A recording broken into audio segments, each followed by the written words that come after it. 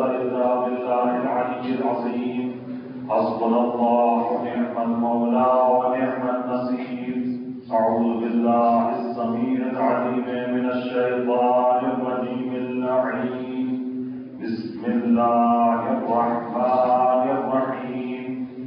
الحمد لله رب العالمين.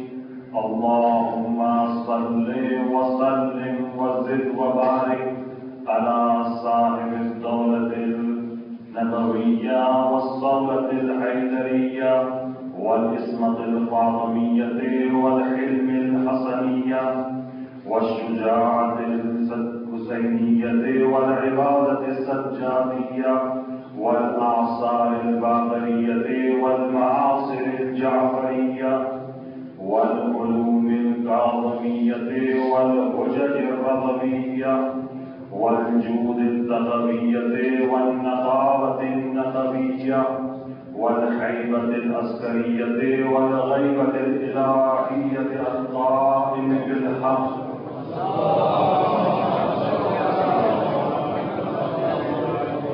ثم الصلاة والسلام على الرسول الأمي سيدنا المصدق بشيرنا المجدد المصطفى الأمجد والمحمود الأحمد أبي القاسم محمد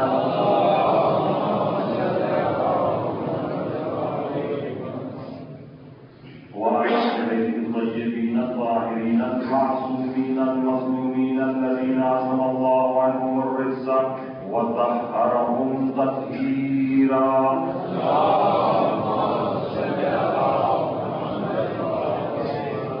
ولعنة الدائمة على أعدائهم أجمعين من الآن إلى قيام يوم الدين.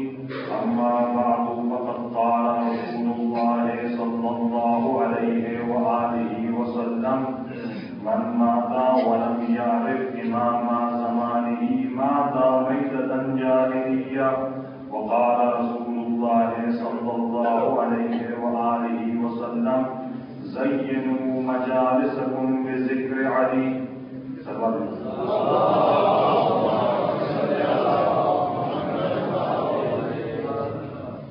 ہر چیز کی ایک زینت ہوا کرتی ہے اور مجلس کی زینت ذکر علی ابن ابی طالب ہے. زینوا مجالسکم بذکر علی. رسول کا یہ فرمان کہ تم اپنی مجالس کو علی ابن ابی طالب کے ذکر سے زینت دو. اور پھر اس کی وجہ بھی بیان کی رسول نے. ایسا ہی نہیں ہے کہ مثلا خامخواہ ہے. فَإِنَّ ذِكْرَهُ ذِكْرِي، کیونکہ علی کا ذکر، علی کی یاد میری یاد ہے. وَذِكْرِي ذِكْرُ اللَّهِ، اور رسول کی یاد اللہ کی یاد ہے. وَذِكْرُ اللَّهِ عِبَادَةُ، اور اللہ کی یاد عبادت ہوا کرتی ہے. علی کا تذکرہ عبادت ہے. کیوں نہ عبادت ہو؟ وہ افراد، وہ لوگ، وہ نظریہ رکھنے والے کہ جو اس بات کے قائل ہیں توسل یہ سب فضول ہے، صرف اللہ سے مانگا جائے، وسیلے کی ضرورت نہیں. حالانکہ خود قرآن کہہ رہا ہے فابتغوا الیہ الوسیلہ، خدا کی طرف جانا ہے تو وسیلے کے ذریعے سے خدا تک پہنچو. چھوٹی چھوٹی چیزوں سے لے کر بڑی بڑی چیز تک انسان وسیلے کا محتاج ہے. آپ یہاں پر آئے ہیں وسیلے سے، گاڑی یا کسی اور ذریعے سے آپ یہاں پر پہنچے ہیں. انسان اپنی مادی ضروریات کو وسیلے سے پورا کرتا ہے تو بھلا مانوی ضروریات بغیر وسیلے کے پورا کر سکتا ہے؟ سوال ہی پیدا نہیں ہوتا. اور یہ وہ روایت ہے کہ جسے سن کر اصحاب نے تعجب کیا. ایک مرتبہ رسول کرام اسلام حضرت محمد مصطفیٰ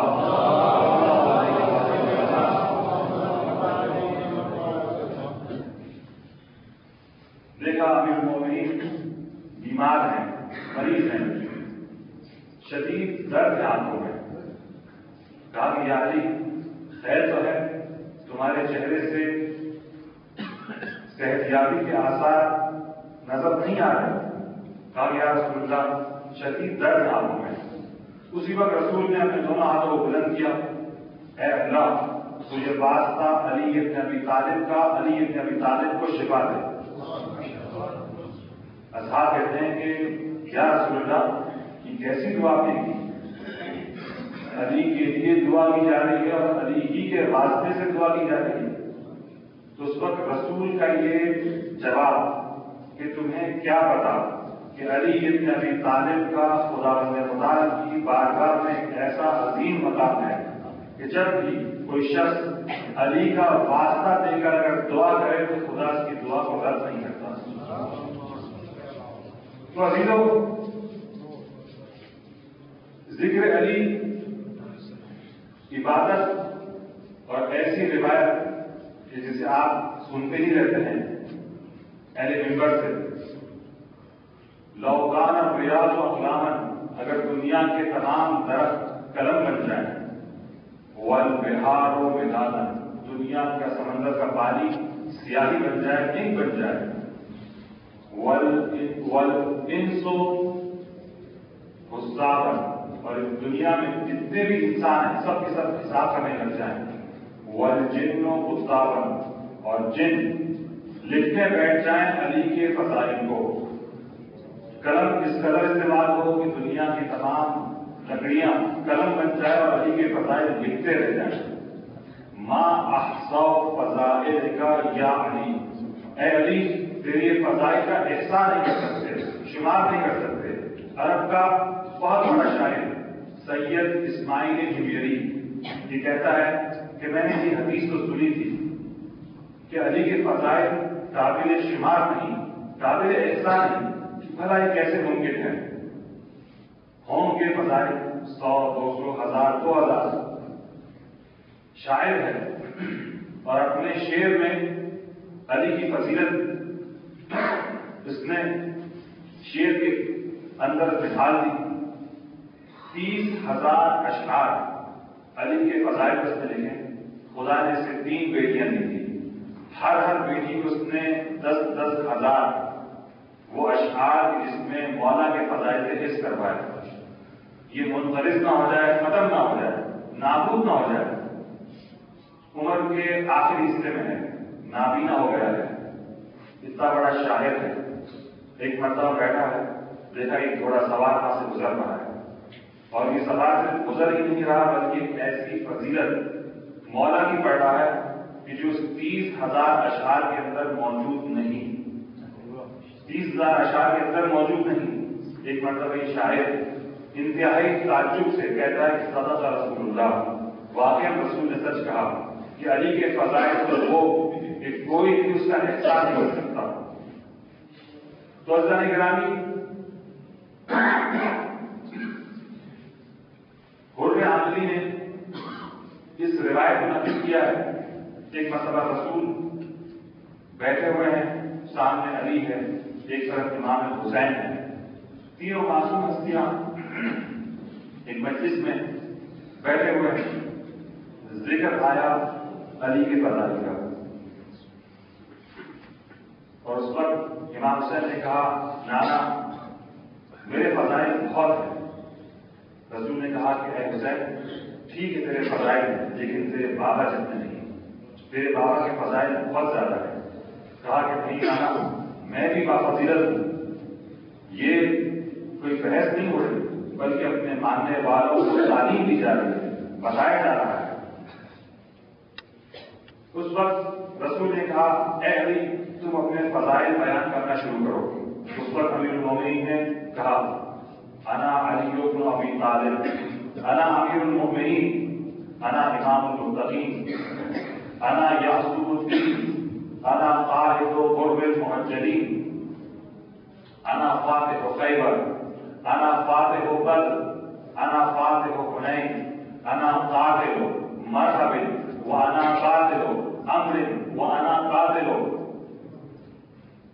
مرحب انصر، انا ساجد القبلتین، انا بارئ البیتین، انا والد الحسنین، انا عین اللہ، انا وجہ اللہ، انا لسان اللہ، انا ید اللہ، یہ کہہ کر امیر المومنین خاموش ہو گئے۔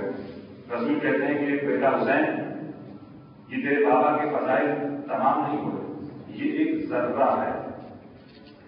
اب تم اپنی فضیلت بیان کرو کہ خدا نے تمہیں کن فضائل سے نوازا ہے۔ حسین شروع کرتے ہیں، انا حسین ابن علی ابن ابی طالب و امی فاطمہ بنت رسول اللہ صلی اللہ علیہ وسلم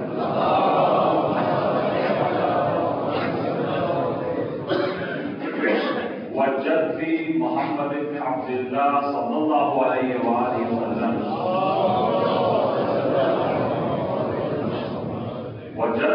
وجدتی خدیجہ الکبریٰ واخی حسن بن علی وانا سید الشہداء وانا سید شباب اہل الجنہ۔ یہ جملے امام حسین نے کہے، ایک مرتبہ بے ساختہ امیر المومنین کھڑے ہو گئے، آگے بڑھتے ہیں، حسین کو اپنے سینے سے لگایا اور چومتے جاتے ہیں، واقعاً بیٹا حسین، جو والدین خدا نے تجھے عطا کیے وہ کسی کو عطا نہیں کیے، جیسا تیرا بھائی ہے ویسا کسی کا بھائی نہیں، تو خود امام ہے اور تیری نسل میں 9 امام آئیں گے۔ تو عزیزان محترم، فضائل اور مناقب اس لیے ہے کہ ہم اہل بیت کو جانیں، ان کی معرفت حاصل کریں اور اپنی عملی زندگی میں اس کا اپنائیں۔ اور ہمارا موضوع بھی یہی تھا کہ کس طریقے سے امام کی معرفت حاصل کی جائے اور اپنی عملی زندگی میں اس کو لایا جائے۔ دعائے عہد یہ وہ انمول تحفہ ہے کہ جو صادق آل محمد امام جعفر صادق علیہ السلام اپنے ماننے والوں کو عطا کیا۔ چھٹے امام ابھی سے یہ تحفہ دے رہے ہیں، دعا ہے، دعائے عہد۔ آخری زمانے کے امام کے بارے میں، یہ غیبت کے زمانے میں مومن کا وظیفہ ہے کہ اس دعا کو پڑھے، اور خود چھٹے امام اس حدیث میں 4 نقطوں کی طرف اشارہ کر رہے ہیں۔ جو شخص اس دعائے عہد کو اللہم رب النور العظیم والکرسی الرفیع، یہ دعا ہے 1 آدھ صفحے کی، اگر کوئی شخص صبح، نہ کہ صبح کی نماز کے بعد، روزانہ صبح 40 دن تک اگر اس دعائے عہد کو پڑھتا ہے تو خدا مطابق 4 چیزیں اسے عطا کرتا ہے۔ پہلی چیز، اگر وہ امام کے ظہور کو درک کر لے، امام زمانہ اجل اللہ تعالیٰ فرجہ شریف اس کی زندگی میں ظہور کرنا ہے، تو یہ خدا مطابق اس دعا کی برکت سے اس مومن کو امام کے مددگاروں میں شمار کرے گا۔ اور اگر دوسری چیز، اس کا انتقال ہو گیا اور اس کے انتقال کے کچھ عرصے بعد امام اگر ظہور فرماتے ہیں تو رجعت میں جب آئمہ آئیں گے اس مومن کو بھی زندہ کیا جائے گا اور امام کے ساتھیوں میں اسے قرار دیا جائے گا اس دعا کی برکت سے۔ اور پھر امام فرماتے ہیں تیسری چیز، جو شخص اس دعا کو پڑھے، اس دعا کے ہر حرف کے عوض خدا 1000 نیکیاں اس کے نام اعمال میں درج کرے گا اور 1000 گناہ ہر حرف کے بدلے خدا اس کے گناہوں کو معاف کرے گا۔ اور اسی طریقے سے ہم دیکھتے ہیں دعائے معرفت، دعائے معرفت، اللہم عرفنی نفسک، اے خدا تو مجھے اپنی معرفت عطا کر، فإنک إن لم تعرفنی نفسک، اے خدا اگر تم نے اپنی معرفت عطا نہ کی، لم اعرف رسولک، تو میں تیرے رسول کی معرفت حاصل نہیں کر سکتا۔ اللہم عرفنی رسولک، اے بارے راہ اپنے آخر رسول کی معرفت مجھے عطا کر، فإنک إن لم تعرفنی رسولک، اگر تم نے اپنے رسول کی معرفت سے مجھے نہ نوازا، لم اعرف حجتک، تو میں تیری حجت کو نہ پہچان پاؤں گا. اللہم عرفنی حجتک، بارے کہا اپنی حجت سے مجھے آگاہ کر. فإنک ان لم تعرفنی حجتک، اگر تم نے اپنی حجت سے مجھے آگاہ نہ کیا، اس کی معرفت عطا نہ کی، زللت عن دینی، تو میں اپنے دین سے گمراہ ہو جاؤں گا، دین سے ہٹ جاؤں گا، رائے حق سے منحرف ہو جاؤں گا. کل جو روایت نبی امام کے آپ کے سامنے پیش کی، اس کے اندر ایک جملہ تھا. جب راوی نے سوال کیا لما سمی المنتظر اور لما سمی القائم، دو سوال کیے تھے.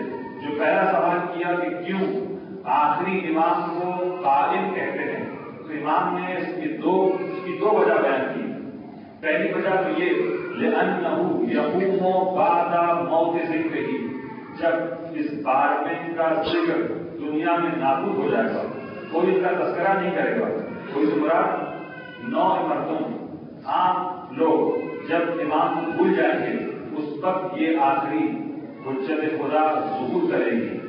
اور پھر دوسرا جملہ امام کا وبعد ارتداد اکثر القائلین بامامتہ، بہت اچھی جملہ ہے. امام فرماتے ہیں، نبی امام راوی کے سوال کے جواب میں یہ کہتے ہیں کہ جب امامت کے ماننے والے، ان کی امامت کے اکثر ماننے والے مرتد ہو جائیں گے، امامت کو چھوڑ دیں گے، گمراہ ہو جائیں گے، اس وقت یہ امام ظہور فرمائیں گے. بھلا یہ کیسے ممکن ہے؟ اتنے سارے چاہنے والے گمراہ ہو جائیں، امامت کے منکر ہو جائیں، مرتد ہو جائیں. ہاں یہ کوئی نیا واقعہ نہیں ہے، تاریخ اس کی گواہ ہے، شاہد ہے. ہم دیکھتے ہیں غدیر قوم کے میدان میں 1,25,000 مسلمانوں کا مجمع ہے، اور رسول نے کس قدر اہتمام کیا کہ یہ پیغام دنیا کے گوشے گوشے تک پہنچ جائے.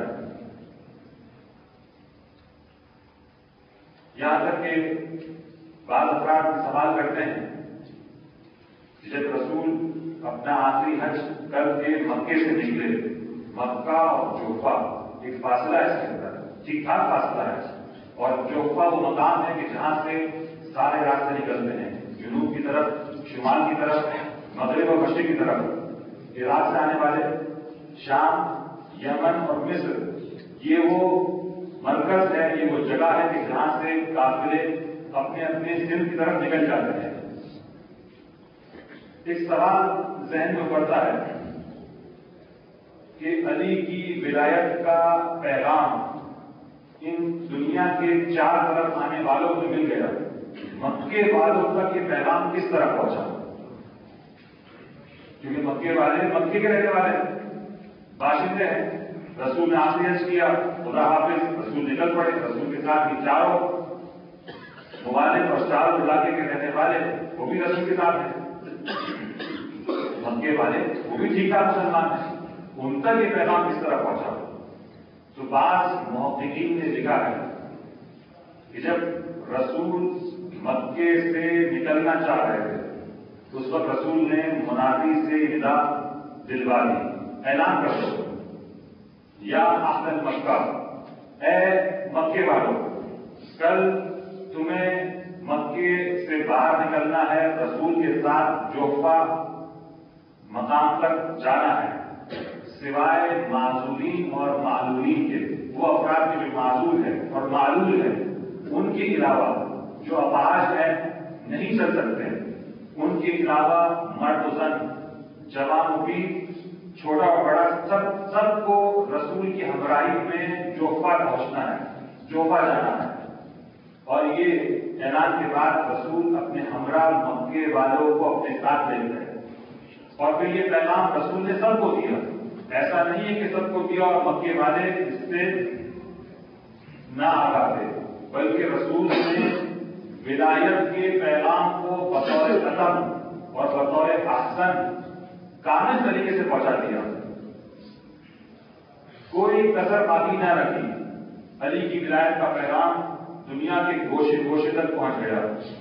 اتنی بڑی تعداد، اور ہم یہاں دیکھتے ہیں کہ کربلا میں 72 تھے، اور اگر یزیدی فوج کو ملایا جائے تو 30,000 کا لشکر، 30 سے 31,000 آدمی کربلا کے اس واقعے کو بھولے نہیں. وہ سوالات کا مجموعہ رسول کے پیغام کو بھول گیا. اور یہ کربلا، اس میں کیا خاصیت تھی کہ مسلمان تو مسلمان، ہندو اور کفار بھی آج بھی حسین ابن علی کو یاد کرتے ہیں. کبھی بھی اس پیغام کو بھول گئے. اس کی وجہ، جو ایک اہم وجہ بتائی جاتی ہے، وہ ہے مظلومیت ابا عبداللہ حسین علیہ السلام.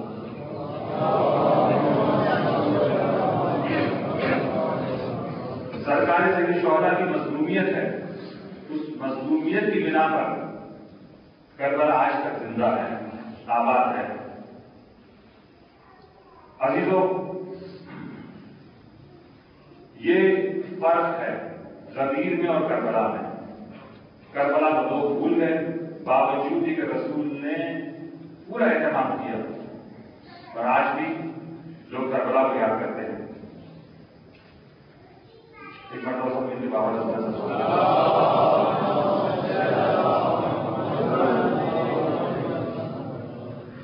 معرفت کی کمی. اور ویسے تو سب نے یہ اعلان سنا کہ رسول نے علی کی ولایت کا اعلان کیا ہے، لیکن تقویٰ نہ ہونے کی بنا پر یہ تو پتا چل گیا کہ رسول کے بعد ہمارا امام کون ہے، لیکن تقویٰ نہ ہونے کی بنا پر یہ آہستہ آہستہ اتنا عظیم الشان پیغام لوگوں کے ذہن سے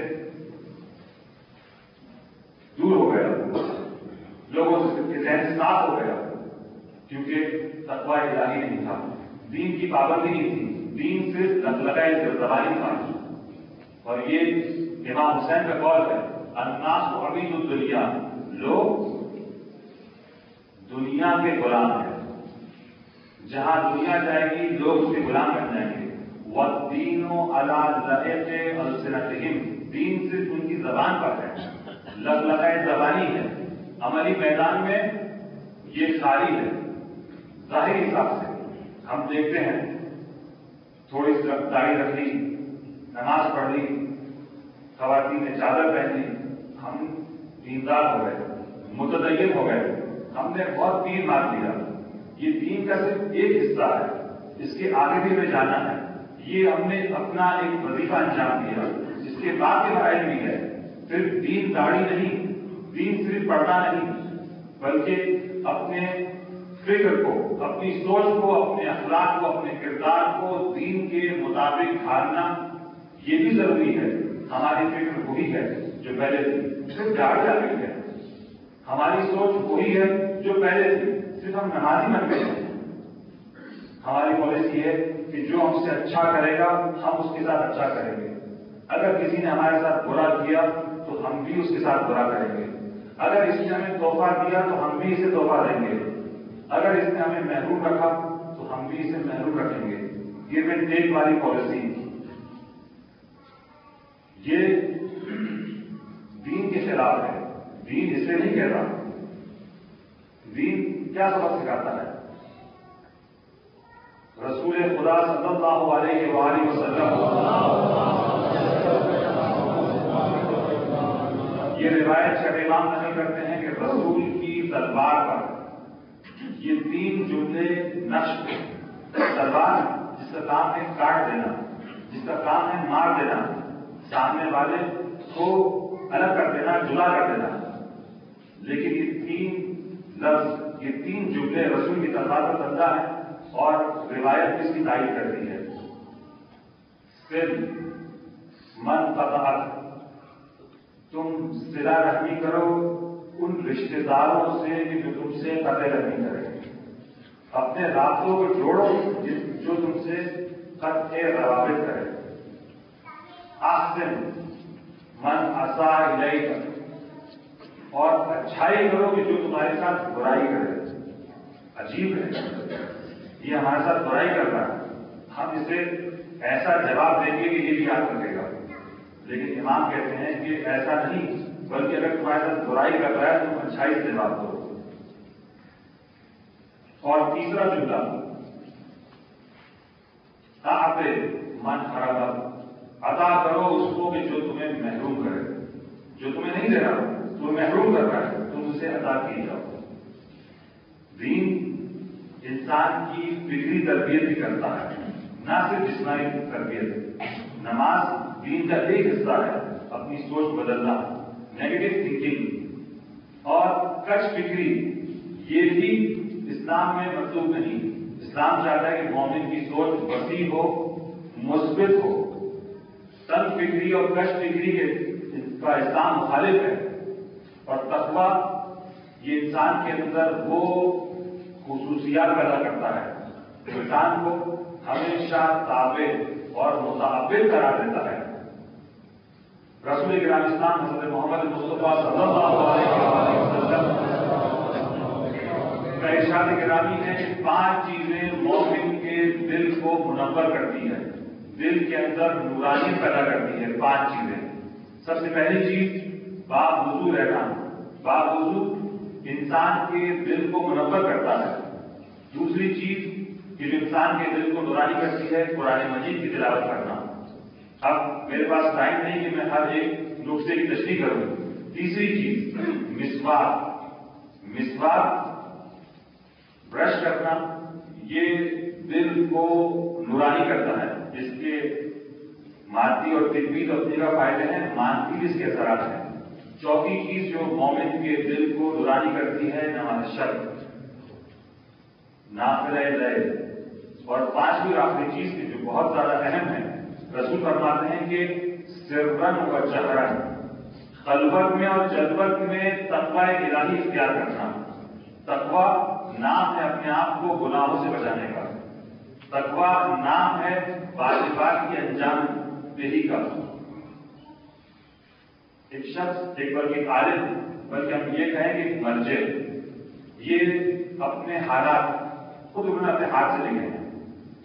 جس طرح آیت اللہ کوئی مرحوم نے اپنے حالات زندگی خود اپنے ہاتھ سے لکھے ہیں، انہوں نے بھی اپنے حالات زندگی میں کس طرح مرجع بنا. یہ لکھتے ہیں جوانی کا زمانہ ہے، نجف میں درس پڑھ رہا ہوں، علم دین حاصل کر رہا ہوں. محلے میں کسی مومن کا انتقال ہوا اور خبر ملی.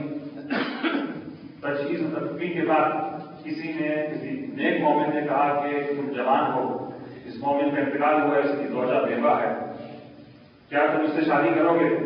رشتہ طے پایا، تاریخ طے ہوئی، سب کچھ طے ہو گیا، لیکن یہ خاتون عدہ وفات میں ہے اور عدے میں شادی نہیں ہو سکتی.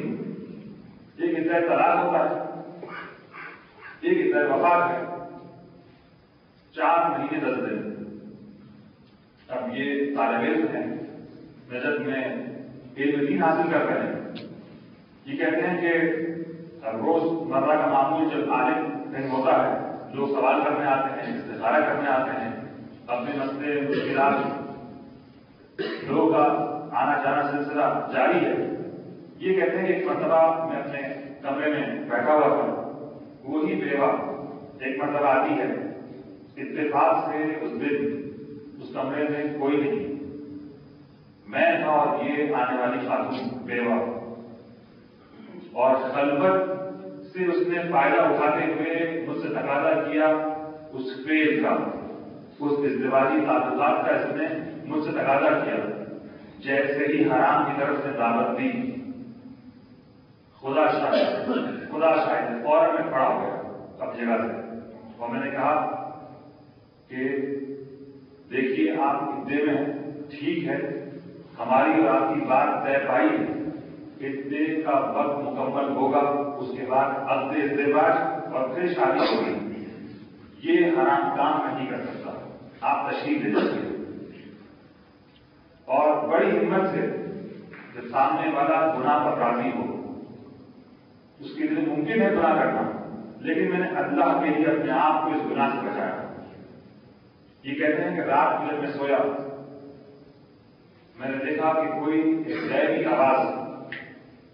آواز آ رہی ہے، اور وہ آواز یہ ہے: اے مومن، تو نے ہماری خاطر اپنے آپ کو گناہ سے بچایا، ہم تجھے اپنے ایک خاص مقام پر کہ جو مقام عظمیٰ ہے، مقام مرجعیت ہے، اس پر فائز کرتے ہیں، اور ایک گناہ سے بچنے کے عوض خدا متعال نے مجھے شیعوں کا مرجع بنایا۔ تو عزیزوں، تقویٰ الہی انتہائی ضروری ہے۔ اگر تقویٰ نہ ہو تو معرفت جو ہے آہستہ آہستہ آہستہ ختم ہو جاتی ہے، اور یہ ایسا نہیں کہ دنیا میں امام کے اکثر چاہنے والے جو ہے نہ رہیں گے، بلکہ ایک روایت میں یہ بھی تعبیر کیا گیا ہے کہ ایسے بھی مومن ہے غیبت میں، غیبت کبریٰ میں رہنے والے ایسے مومنین ہیں جن کی انتہائی فضیلت بیان کی ہے۔ چوتھے امام زین العابدین علیہ السلام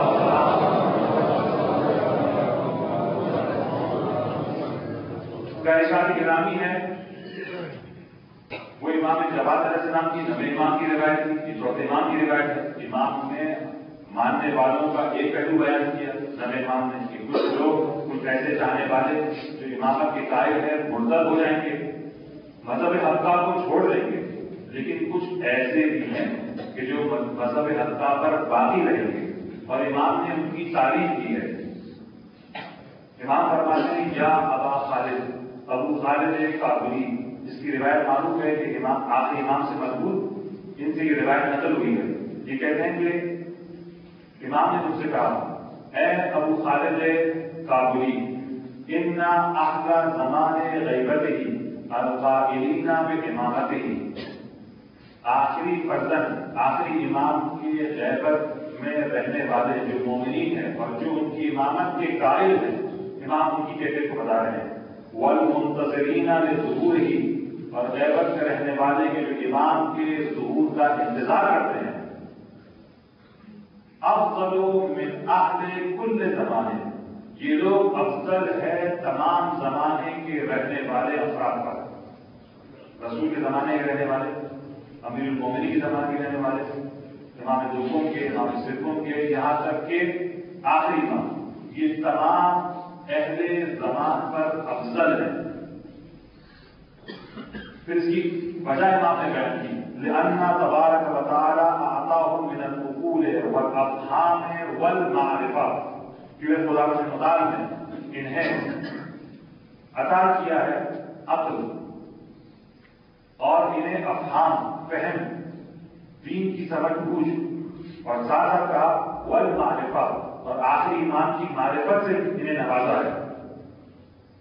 ما صارت بالغیبۃ عندهم بمنزلۃ المشاہدہ، بہت عجیب جملے ہیں، اور امام فرماتے ہیں کہ یہ غیبت کے زمانے میں رہنے والے مومنین، ان کے نزدیک غیبت ایسے ہی ہے جیسے مشاہدہ۔ 11ویں امام تک جو مومنین آئے انہوں نے مشاہدہ کیا، امام کو دیکھا۔ غیبت میں رہنے والے یہ مومنین کی ایمان اس قدر محکم ہے، اس قدر مضبوط ہے کہ گویا کہ وہ امام کا مشاہدہ کر رہے ہیں کہ ہم امام کے حضور میں ہیں۔ اور پھر فرماتے ہیں وَجَعَلَهُمْ فِي ذَلِكَ الزَّمَانِ بِمَنزِلَةِ الْمُجَاهِدِينَ بَيْنَ يَدَيْ رَسُولِ اللَّهِ صَلَّى اللَّهُ عَلَيْهِ وَآلِهِ وَسَلَّمَ بِالزَّيْنِ صلی اللہ علیہ وسلم۔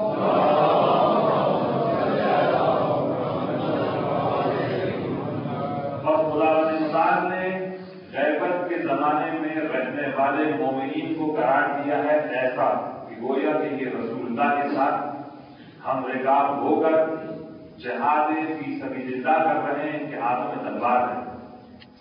آج کے زمانے میں مومن کی یہ فضیلت اگر وہ حقیقی معنوں میں ایمان کی معرفت رکھے، اولئک، یہ غیبت کے زمانے میں رہنے والے، کاش ہم بھی مومنوں میں شمار ہوں، اولئک المخلصون حقا، اور یہ لوگ وہ ہیں کہ جو واقعاً حقیقتاً مخلص ہیں، وشیعتنا صدقا، اور یہ لوگ سچے ہمارے شیعہ ہیں، والدعاة إلى دین اللہ عز وجل سرا وجہرا، اور ان کی خاصیت یہ ہے کہ یہ اللہ کے دین کی طرف دعوت دیتے ہیں، بلاتے ہیں، خلوت میں بھی جلوت میں بھی، ظاہراً بھی اور باطناً بھی، سرن بھی اور جاہراً بھی، یہ ان کی خصوصیت ہے۔ ایسا نہیں ہے کہ جو مومنین مرتد ہو گئے تو ہو گئے، لیکن ایسے بھی مومنین ہیں جنہوں نے اپنے ایمان کو محفوظ رکھا، اور پھر یہ فضیلت روایتوں نے ان کی بیان کی کہ گویا کہ رسول اللہ کے ساتھ ہیں، جہاد فی سبیل اللہ کر رہے ہیں، ان کے لیے غیبت میں رہنا ایسا ہی گویا کہ وہ ایمان کو مشاہدہ کر رہے ہیں۔ یہ دعائے معرفت، یہ دعائے عہد جس کا تذکرہ آیا، یہ اسی لیے ہے کہ ہم اور آپ کی تربیت ہو، ہم اور آپ کی معرفت میں اضافہ ہوتا جائے، اور ہم ایمان سے وابستہ ہوں، گویا کہ ہمارا شب اور روز، ہمارے کام کاج، ہمارے روزمرہ کی زندگی میں ہر جگہ، ہر مجلس، ہر محفل، کہیں پر بھی ہو، ہم امام کو یاد کریں، امام سے متوسل ہو، امام کے نام پر خرچ کریں۔ کبھی تو جیسے جیسے معرفت بڑھے گی ویسے ویسے قرب الہی حاصل ہوگا۔ اور کربلا کے بعد ہم دیکھتے ہیں کہ ایسے سچے مومن کہ جب انہیں معرفت نہیں تھی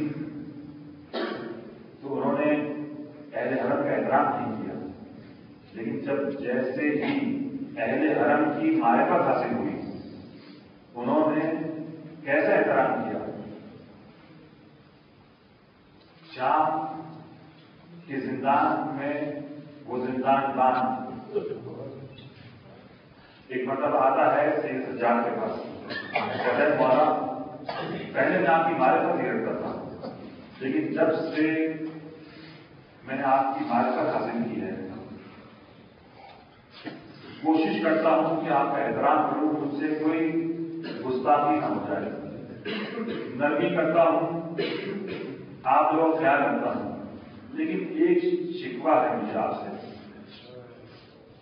امام معصوم امام تو وہ ہے، مومن تو مومن، کفار کو بھی اذیت نہیں پہنچاتے، امام کے وجود سے کافر بھی، امام کے وجود سے کافروں کو بھی اذیت نہیں ہوتی، تکلیف نہیں ہوتی۔ امام نے پوچھا خیر تو ہے، کیا ہو گیا؟ آقا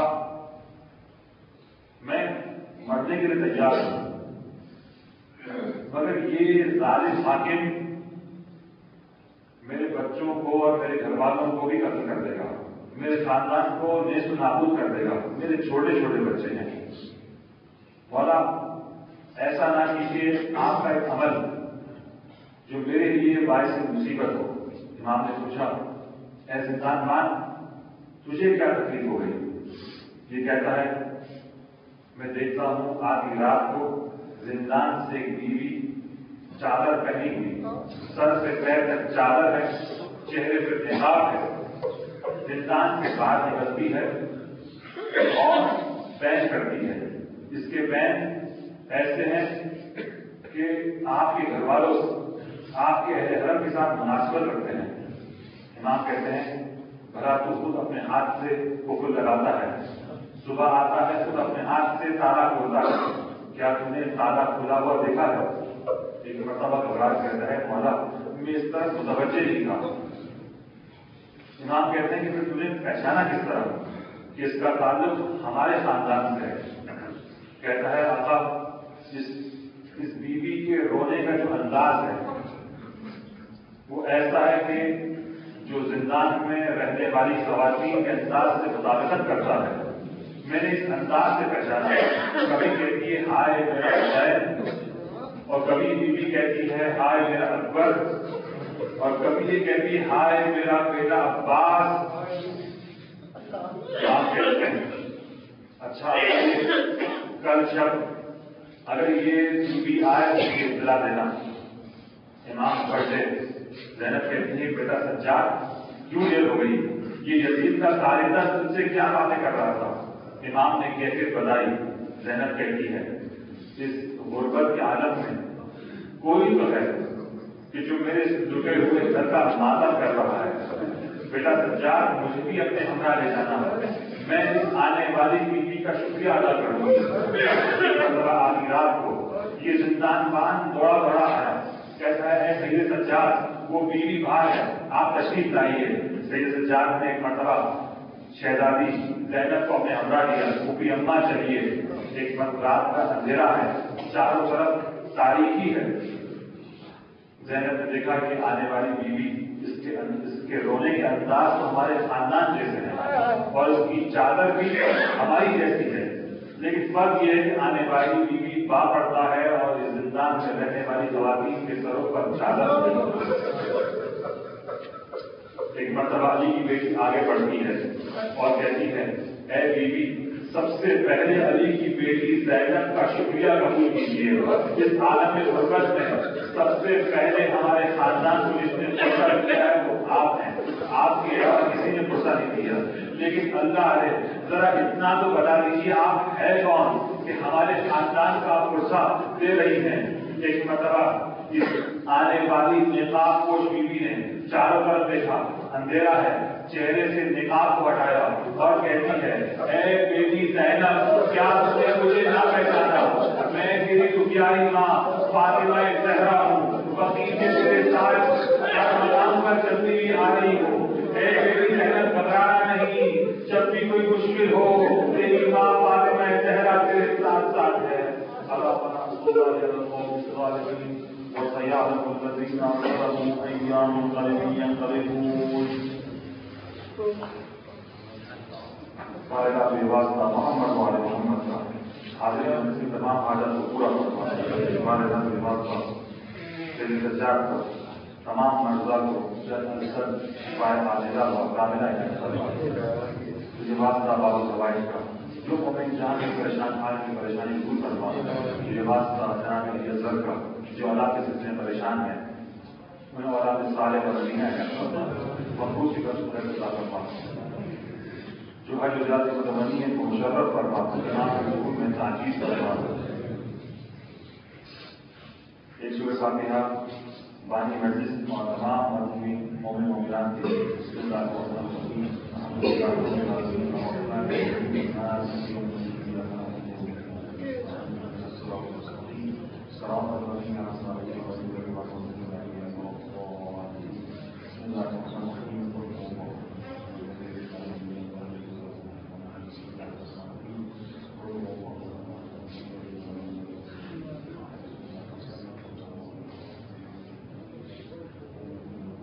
اللهم اغفر للمؤمنين والمؤمنات والمسلمين والمسلمات الاحياء منهم والاموات واغفر اللهم بيننا وبينهم بالخيرات انك مجيب الدعوات انك على كل شيء قدير برحمتك يا ارحم الراحمين۔